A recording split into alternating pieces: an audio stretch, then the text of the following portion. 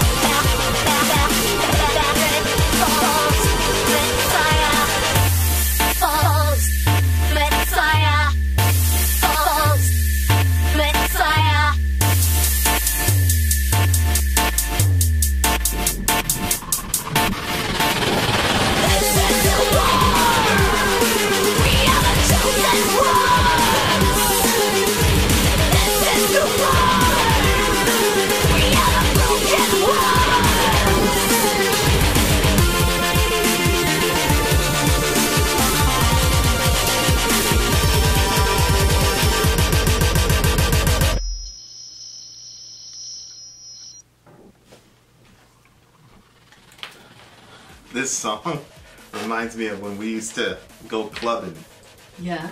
in New York City. Yeah. Yeah. They had music like that. Yeah. A lot of industrial. This is called industrial. I'm pretty sure. Yeah, and a lot of interesting stuff would go down in those. I bet. It's one of those. I wasn't allowed to attend those events. No. Even if you were in our crew, I wouldn't let you come. What the heck? No way. You would have just gone and left me? Absolutely. You're out of your fucking mind. Absolutely. I'd have showed up there anyway. I escorted you right. I'd have called your dad and said, look, hey. You're terrible! It was just not the place for you. Then you shouldn't have been there. I shouldn't have been, but I was. Okay, well then I would be there as well. It's very formative. I'm sure. Yeah, so just, I had some flashbacks of some pretty interesting moments in the club. Oh gosh. It's crazy stuff, but like that was the music. It was kind of like industrial, and then you'd hear like techno, and it was kind of fast paced. But then you'd hear a little chunky guitar here. Oh yeah, I bet something like that would be fun in the club. Yeah. Oh yeah, for sure. Yeah, so rock shows. I always want to go to like a show, like a concert, whatever. But like when you're clubbing, like this shit. That's what you want. Oh yeah. Because it's so fun, and you're the lights and the. And it's not like it wasn't like lyrically there wasn't really a whole lot that was going on, but there doesn't need to be. Well, she texted me. She said Vin's gonna be mad because there's no lyrics. You're absolutely fucking right. I wanted more lyrics. When she said when I saw the message where she said Vin's gonna be upset or something like that, I was like, wait, what's she talking about? And then I realized it was. I'm like, okay. Well, I just think she could. First, she's like a star. Like she definitely has star power. No disrespect to the rest of the people in the band. Although you guys were in masks, so I mean, it's not my fault. But she definitely looks like a star. Yeah, though. she does. An actual rock star. Yeah. It's a weird world we're in, where now you get access to these people who are. Definitely saw some Marilyn Manson follow or like influence in the aesthetics. Oh really? Yeah, she had kind of like this dark angel type thing going on, and definitely there's some Marilyn Manson. I don't know, but she's a very big fan. That she was mad at us. She was mad at us for doing the Antichrist Superstar. She wasn't mad at me. She agreed with me that he's sad. No. She was mad that we chose that version. Of course. A lot of people didn't choose it. A lot of people were mad that we chose that version, but that's up to I'm pretty sure that was a Sin and Glory Patreon group that came up with that. So that's them. Don't shoot the messengers. A lot of people were shooting at us, so a lot of people were mad at that. We'll probably have to do a redo of it eventually. So yeah, sonically, I'm like, okay, this is industrial. Here we go. It's in the club. And those, that's exactly pretty much what it was. So that was good. I'd like to. Oh, they're in Colorado. Forget it. We're gonna go to a show. Unless you guys go on an East Coast tour. You never know. You never know where we're gonna land. The other thing was in the beginning when the three girls were walking down the sidewalk.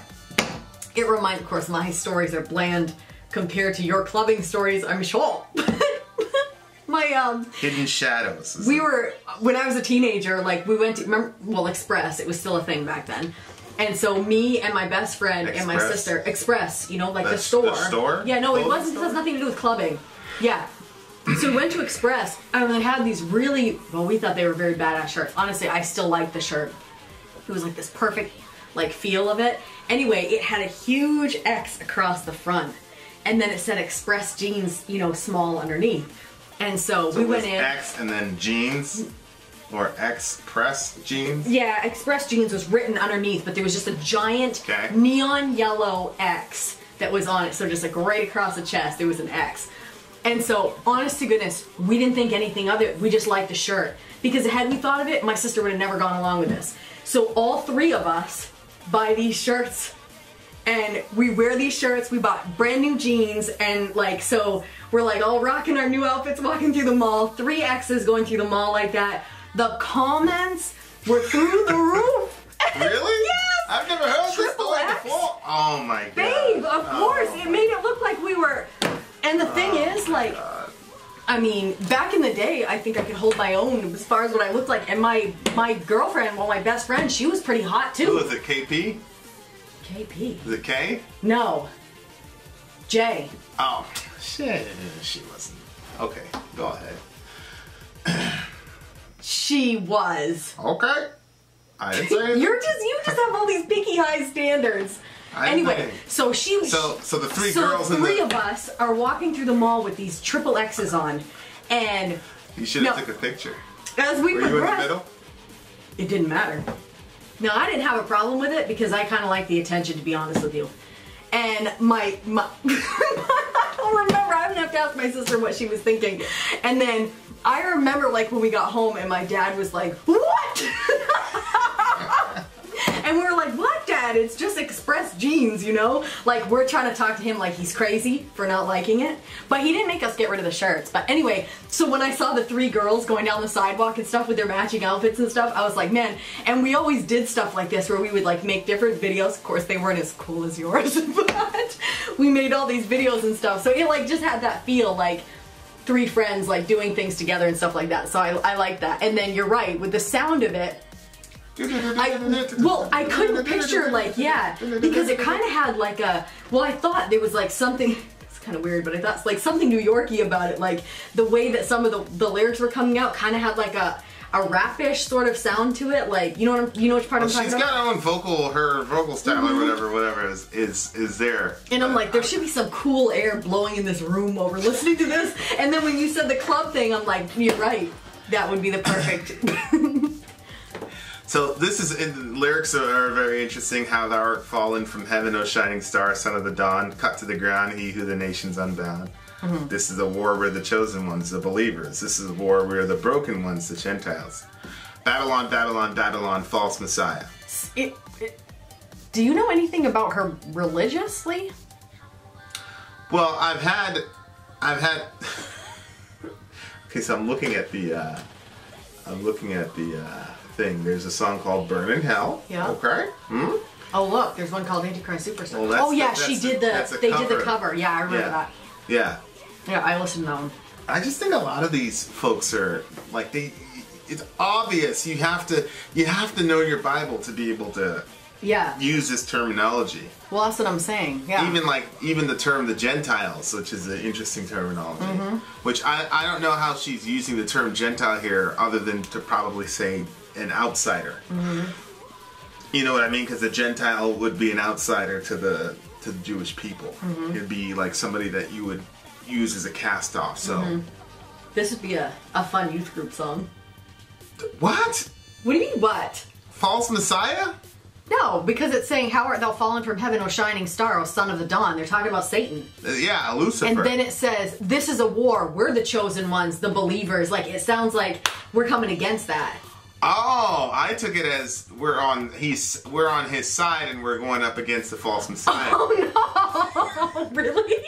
Well, maybe I just assumed that based on some conversations I've had with her. But based on conversations I've had with her, it could go either way, actually. Just depending on what day it is, I suppose. You know what I mean? Like. Yeah, I took it the other way. But so you're looking at it as we're going up against the devil. Yeah. So then it says, "This is a war. We're the chosen ones, the believers. This is a war. We're the broken ones, the Gentiles." Maybe it's saying that maybe they're different sides choosing each other. You see what I'm saying? What do you mean? In other words, the believers are saying that they're going to war, and then she's saying we're the broken ones, the Gentiles. Maybe it's just talking about the war of good versus evil. Yeah. So it doesn't. Well, that's what I thought. You wouldn't necessarily be able to know which side she's speaking on as she's choosing as a narrator. Oh no! Oh, that's not how I took it. I did take it as that there was a battle between two, but this is a war where the chosen ones, the believers, and but that's coming from my context, like, of the Bible. What do you mean? When it says we're the chosen ones, the believers, you think about you know the Christians and even the Jews that believe in Jesus, the Messianic Jews. And then when it says we're the broken ones, the Gentiles, I think about, we're Gentiles. We're not Jewish. Right. So we would be the Gentile ones, but we're also joining in this war. We're the broken ones, as in we didn't come up in the we didn't come up in the lineage of Christ or in the Jewish way of thinking, but that's okay. We're now a part of it, so we're gonna fight too. We're all going against this false Messiah. But you're saying it's both. It's the believers versus the Satan's team versus God's team. Satan falls or whatever, he rebels against God, and then as a result of that, you've got one group on one side and one group on the other side. Because in Genesis 3, you have the war between the seed of the woman and the seed of the serpent. Right. And then in the next chapter, you have Cain and Abel, which indicates that it's a spiritual war, because Cain and Abel both came from Eve, but one of them belonged to the devil, obviously, and one of them actually belonged to Eve or to God. Yep. So that's kind of, it could be going that way. Of course, Babylon's a very interesting concept in the Bible. So Augustine wrote this book called The City of God, and he basically separated the world into two cities. We had the city of man and the city of God, and the city of man is where it's focused on man, it's focused on man's achievements, desires, goals, and all that. And then, of course, you have the city of God, and it's focused on God and God's will and all the rest of it. And so you have two cities. And then so if you look at the Bible, you have, at the beginning of the Bible, you have Babel, or Babel, the Tower of Babel, or Babel, where Nimrod shows up, and he kind of gets everybody together, and they said, screw God, we don't need God, we're going to make a city or name for ourselves, and we're going to get to heaven ourselves. Yep. And then God wrecks that. Yep. But from that, you get Babel or Babylon. Right. And then Babylon was basically a city, and then there's a temple in the middle of it. And then, so there's a Tower of Babel is an actual temple, basically, is the idea. Right. And then later on in the Bible, you have this concept of Zion. And Zion is a city with a temple in the middle of it. And that Zion is supposed to be focused on God and God's people and all the rest of it. And there's jihad, there's war between Zion and Babylon. Actually, the Old Testament closes pretty much with Babylon overcoming Zion. Yeah. But then the New Testament closes with the New Jerusalem or the New Zion overcoming Babylon, because you get this, whatever. So there's this. Yeah, you're right. No. So Babylon is like, from a biblical and from a Judeo-Christian perspective, Babylon is like the pinnacle of human achievement and human-centered ideology and humanism to a degree.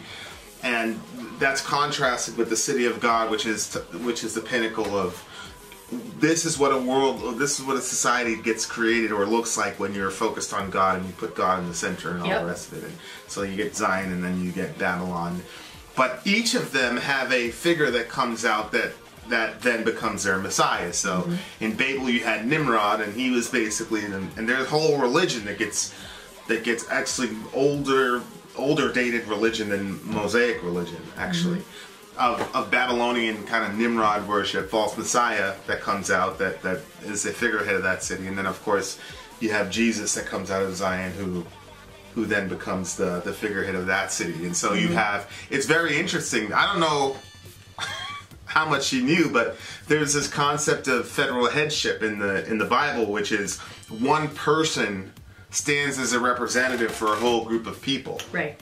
And so she says Babylon, Babylon, Babylon, and then she talks about the Messiah, because there's a Messiah that represents Babylon. Yep. And then, so he's a representative of all his people, and then there's a Messiah that represents Zion or God's city, and he's a representative for all his people.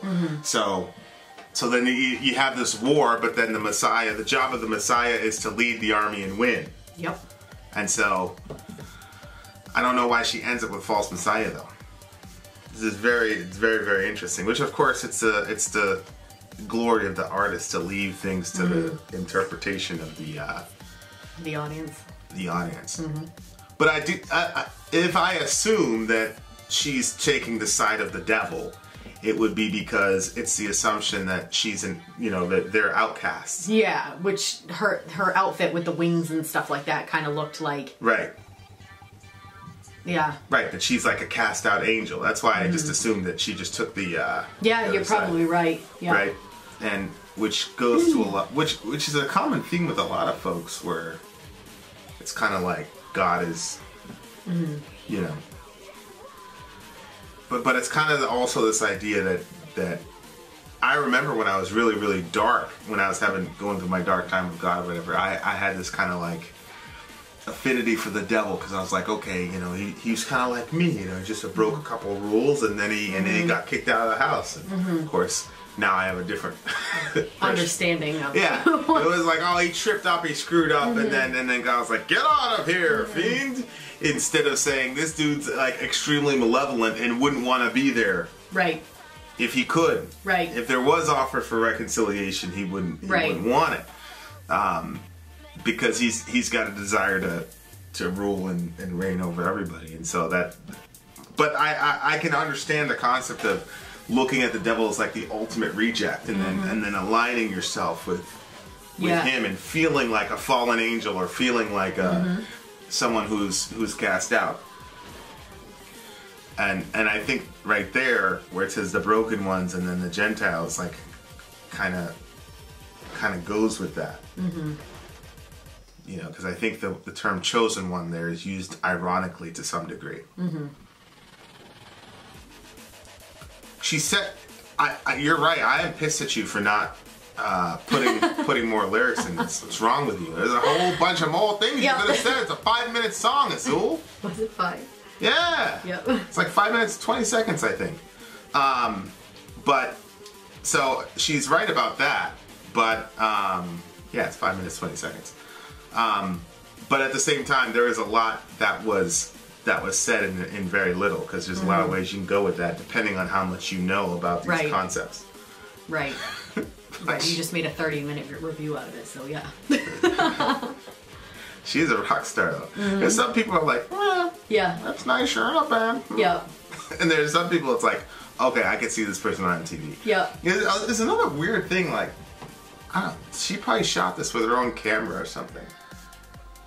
You know what I mean? Like, these look like professional grade videos now. And I know. Back in the day, 20, 30 years ago, you couldn't do that. Yeah. It's true. It's true, and you can put your own, you know, filters and lighting, and there's so much that can be done now. All right, good song. I liked it.